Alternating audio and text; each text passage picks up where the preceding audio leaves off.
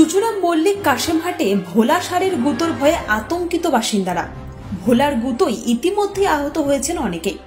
জেলার প্রাণী সম্পদ দপ্তর থেকে জানানো হয়েছে, পায়ে গুরুতর আঘাত লাগার কারণে আহত হয়ে ভোলার এমন পরিবর্তন। তার প্রয়োজনীয় চিকিৎসার ব্যবস্থা করা হচ্ছে। আপাতত চুচুড়ার ত্রাস ভোলার তাণ্ডবের হাত থেকে বাঁচতে লাঠি হাতে পাহারা দিচ্ছেন এলাকার ব্যবসায়ীরা। একসময় ভালোবেসে তার নাম রেখেছিল ভোলা।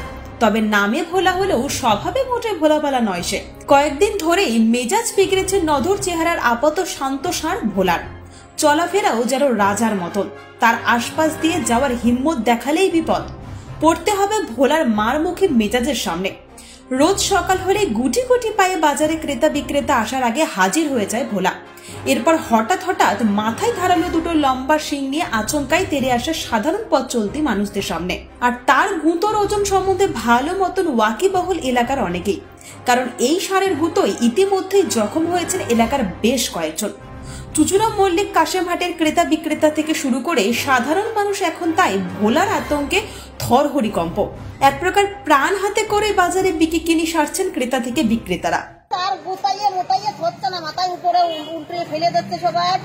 ওখানে তো একটা মেয়ে রক্ত এরকম জমিয়ে গেছে, এরকমের ওগুলো সবজি বিক্রি করে বলছে। তোর মধ্যে সবাই ভয়ে, যাদের কম শক্তি আছে তো তার দৌড়ে চলে যাচ্ছে। এদের ছেলে একটা দোকান থেকে দিয়ে কালীপুরের সময় বাড়ি জ্বালাচ্ছিল, যাচ্ছিল, বাচ্চাটা রাস্তা ছিল, তুলে ফেলে পুরো সিং ঢুকিয়ে দিয়েছে। হসপিটালে নিয়ে গেছে, মরে গেছে। কোথায় বাড়ি ছিল বাচ্চাটা? বাচ্চা এই তো চিড়াইখানা এখানে। এটা কতদিন আগে? তো এটা হয়ে গেছে আগের বছর কালী পুজোয়। তারপর তো এবছর এখন এমনি সব যায় গিয়ে বাজার দিয়ে তাকে মারতে যায়, সিং দিয়ে গুটাতে যায়, ওই যে পড়ে যায়। একটু আগে একজনকে মেয়ে দিচ্ছিল, এখানে ডিম টিম সব ফাটিয়ে দিল। হুগলি জেলা পরিষদের মৎস্য ও প্রাণী সম্পদ দপ্তরের কর্মাধ্যক্ষ নির্মাল্য চক্রবর্তী বলেন, আমি বিষয়টা জানতে পেরে প্রাণী সম্পদ দপ্তরের অধিকর্তাকে জানিয়েছি। ষাঁড়টির পায়ে গভীর ক্ষত হয়েছে। পশু চিকিৎসককে জানানো হয়েছে, ওর দ্রুত চিকিৎসার প্রয়োজন।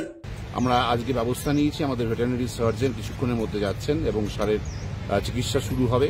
আশা করি অদূর ভবিষ্যতে আমাদের ষাঁড়টি সুস্থ স্বাভাবিক জীবনযাপন করবে এবং আমাদের এলাকাবাসী যারা এই উপদ্রবের শিকার হয়েছিল তারা স্বাভাবিক জীবনযাপন করবে। সুস্থ থাক প্রাণী জগৎ, সুস্থ থাক মানব জগৎ।